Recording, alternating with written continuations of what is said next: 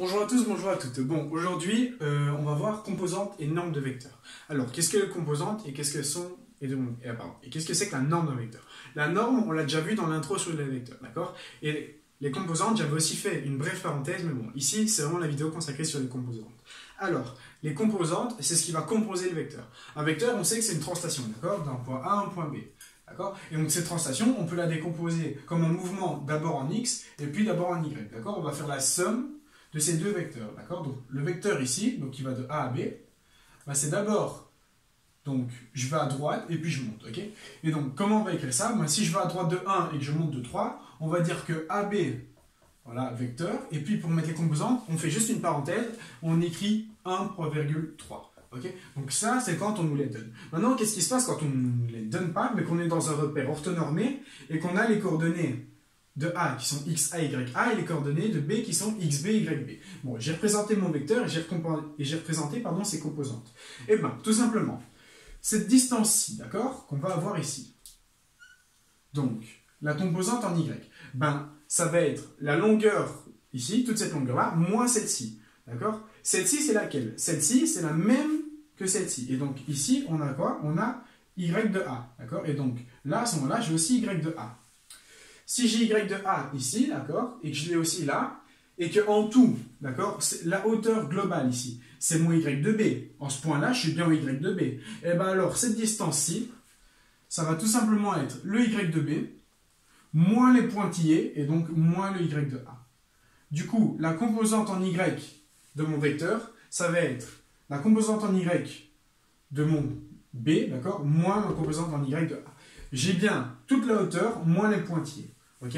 Et donc, qu'est-ce qui va se passer pour ma composante en x à ce moment-là? Eh bien, on va avoir toute cette longueur-ci, ok, qui représente celle-ci.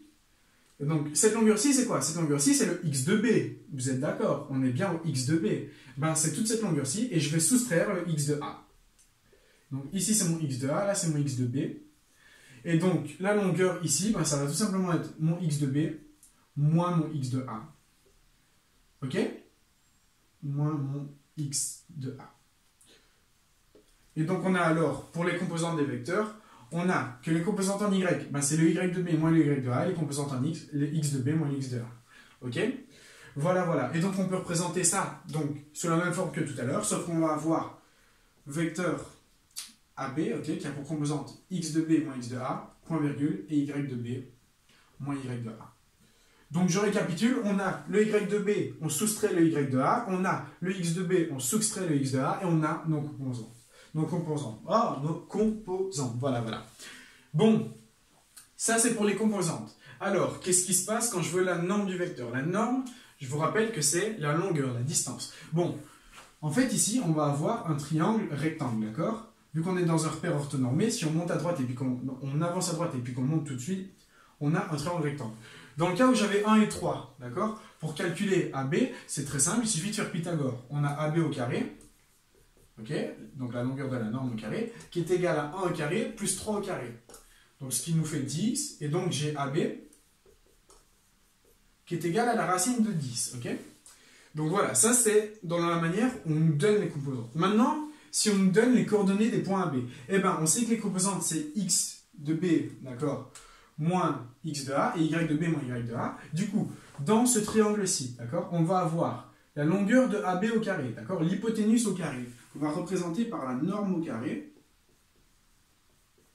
Ben, ça va être égal au carré des composantes, donc la somme des carrés. Donc je vais avoir x de B moins x de A au carré, plus y de B moins y de A au carré. Voilà, donc j'ai bien ceci par le théorème de Pythagore, okay, à l'aide de mes composantes. Et donc je vais avoir quoi? Ben, pour la longueur de la norme, il me faut prendre la racine. Du coup, je vais avoir la longueur de AB, d'accord, la norme de AB, qui est égale à la racine. Okay, et donc dans la racine, on va avoir quoi? On va avoir x de B moins x de A au carré, plus, et donc y de B moins y de A. Donc, lorsqu'on a un vecteur AB, d'accord, il a pour composante le x de b moins le x de a, point virgule, le y de b moins le y de a, c'est ce qu'on vient de démontrer ici. Et donc, par Pythagore, on obtient cette égalité-ci, donc le carré de l'hypoténuse est égal à la somme du carré, et donc on obtient que AB, c'est tout simplement égal à la racine carrée, et donc de xb moins xa au carré, plus yb moins ya au carré. Et donc, j'ai la longueur de ma norme. Alors, ici, c'est deux formules à prendre de note, parce que elles sont quand même très souvent représentées en géométrie, d'accord?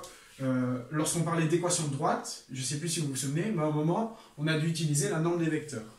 Okay, et donc, j'obtiens ceci. Voilà, voilà. Donc, dans un premier temps, il faut connaître ça. Après, donc je vais gommer tout ça.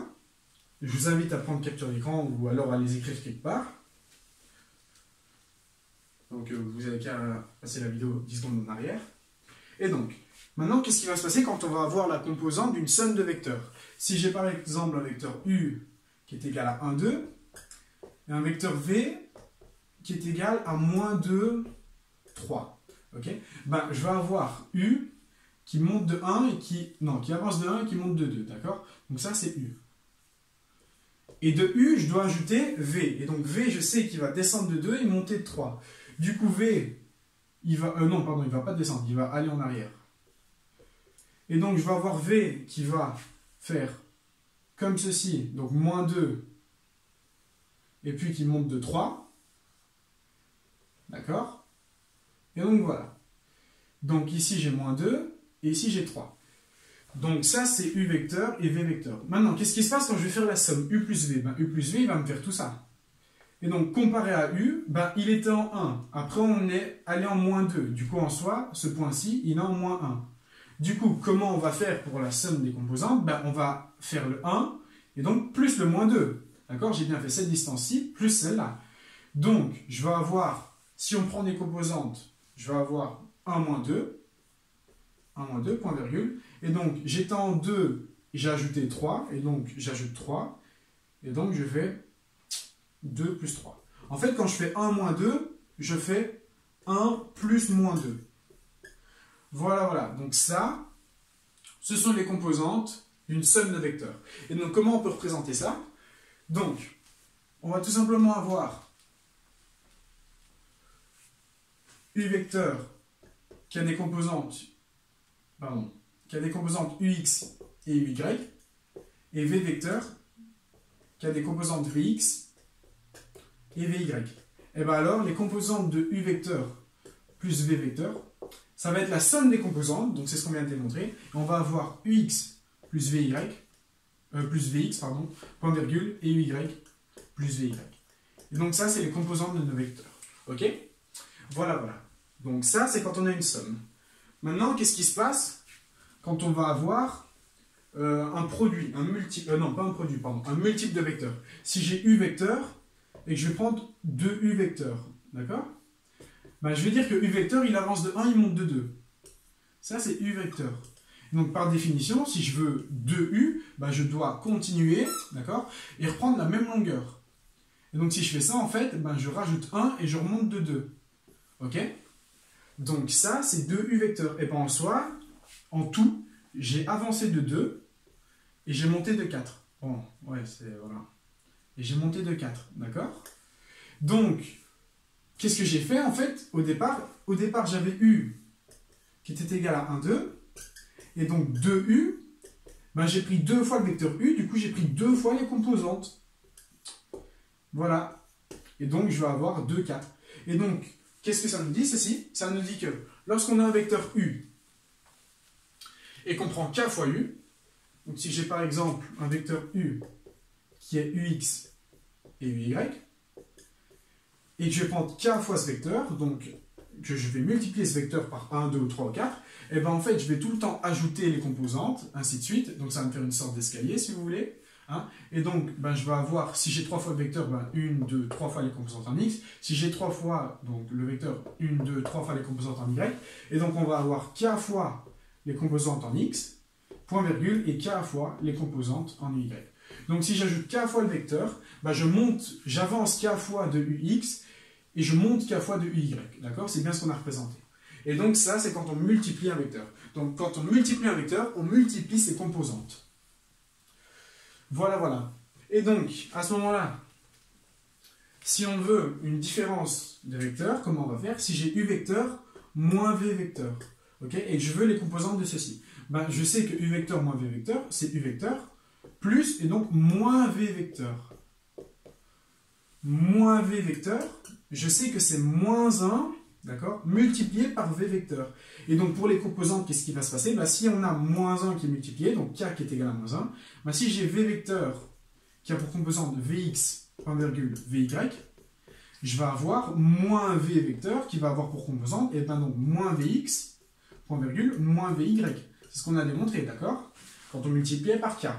Et donc à ce moment-là, je vais avoir x plus moins v, et donc je sais que moins v, les composantes, moins v vecteur, les composantes, c'est moins vx, point virgule, et moins vy. Du coup, si je fais une somme, ben, je vais devoir faire la somme des composantes, et je vais avoir u vecteur moins v vecteur, qui a pour composante, et ben donc, ux plus moins vx, donc plus moins ça fait moins vx, point virgule, et puis uy, et donc plus moins vy, donc moins vy. Donc, quand j'ai une différence de vecteurs, on a la différence des composantes, quand j'ai une somme, la somme, et quand j'ai un produit, je multiplie mes composantes. Bon ben voilà, c'est déjà fini pour cette séquence-ci, j'espère que vous l'aurez bien compris, parce que les composantes, ça intervient quand même tout le temps dans l'algèbre linéaire, ok? Donc algèbre linéaire, c'est tout simplement les vecteurs et ça. Et donc je vous remercie de votre attention, et je vous dis à bientôt pour une prochaine vidéo.